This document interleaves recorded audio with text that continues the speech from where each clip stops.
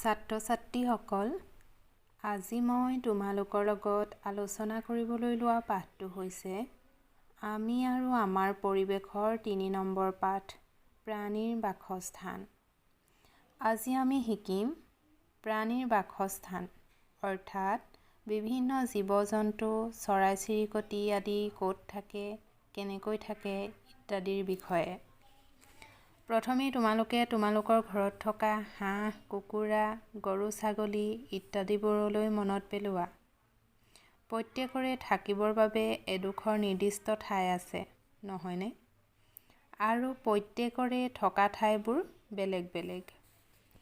ৰ'দ, বতাহ, বৰষুণ আৰু শত্ৰুৰ পৰা ৰক্ষা পাবৰ বাবে সকলো প্ৰাণীকে থকা ঠাই অৰ্থাৎ বাসস্থান লাগে। মানুহ, চৰাই আদি প্ৰাণীয়ে নিজৰ থকা ঠাই নিজে ঠিক কৰি লয়।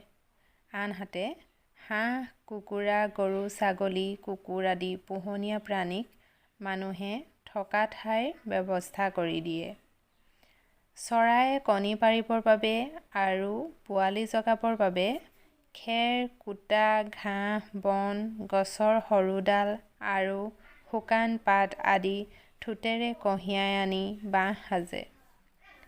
বাঢ়ৈটোকা চৰাইয়ে গছৰ গাত খুৰুং কৰি বাস কৰে।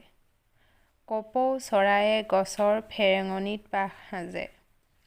টুকুৰা চৰাইয়ে তামোল, নাৰিকল, টকৌ, তাল আদি গছৰ পাতত বাহ সাজে। পাতহিয়া চৰাইয়ে গছৰ পাত সি বাহ সাজে। কুলিয়ে নিজে বাহ নাসাজি কাউৰীৰ বাহত কণী পাৰি পোৱালি জগায়। বগলী, কণামুচৰি, মাছৰোকা আদি চৰাইয়ে মাছ খাই ভাল পায় বাবে নৈ, বিল আদিৰ পাৰত থকা গছত বাহ সাজি থাকে। মাছ, কাছ, ঘৰিয়াল আদি পানীত থকা প্ৰাণীবোৰে পানীত হোৱা জোপোহা উদ্ভিদ, মেটেকা আদিৰ মাজত আশ্ৰয় লয়। শিঙি, মাগুৰ, কুচিয়া, চেঙেলী আদি মাছবোৰ পানীৰ তলৰ গাঁতত সোমাই থাকে।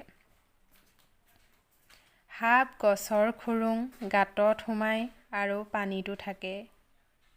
বাঘ, সিংহ, ভালুক আদি প্ৰাণীবোৰ হাবিৰ মাজত থকা গুহাত বাস কৰে। শহাপহু, শিয়াল আদি গাঁতত থাকে। হাতী, বনৰীয়া মহ আদি ঘন হাবিৰ মাজত থাকে। গঁড় ওখ ঘাঁহনিৰ মাজত থাকে। হৰিণাবোৰে জাক পাতি ডাঠ ঘাঁহনি বা জোপোহা উদ্ভিদৰ মাজত সোমাই থাকে। সাধাৰণতে হাতী, বনৰীয়া মহ আদিক জাক পাতি থকা দেখা যায়। কিয় জানানে? শত্ৰুৰ পৰা নিজকে ৰক্ষা কৰিবৰ বাবে ইহঁতে জাক পাতি থাকে। মৌ-মাখিয়ে নিজৰ দেহত থকা মমেৰে বাহ সাজে। মৌ-মাখিৰ বাহক মৌচাক বুলি কোৱা হয়। মানুহে ভিন ভিন প্ৰকাৰে ঘৰ সাজি লয়, যেনে খেৰ, বাঁহেৰে সজা ঘৰ, কাঠ আৰু টিনেৰে সজা ঘৰ আৰু ইটা, বালি, চিমেণ্ট, লোহাৰে সজা কেইবামহলীয়া ঘৰ। পাহাৰীয়া আৰু নৈপৰীয়া ঠাইৰ মানুহে পাহাৰৰ পৰা বাগৰি অহা পানী আৰু বানপানীৰ পৰা ৰক্ষা পাবলৈ চাংঘৰ সাজি থাকে। এনে ঘৰত বাস কৰিলে বনৰীয়া জন্তুৰ আক্ৰমণৰ পৰাও হাত সাৰি থাকিব পাৰি। এতিয়া চাওঁ আহা, আমি থকা ঘৰবোৰ কেনে ধৰণৰ হ'ব লাগে। ঘৰৰ ভেটি ওখ আৰু ৰ'দ পৰা হ'ব লাগে। ঘৰৰ ভিতৰ বাহিৰ সদায় পৰিষ্কাৰ কৰি ৰাখিব লাগে। দিনৰ ভাগত বতাহ সোমাব পৰাকৈ খিৰিকী খুলি ৰাখিব লাগে।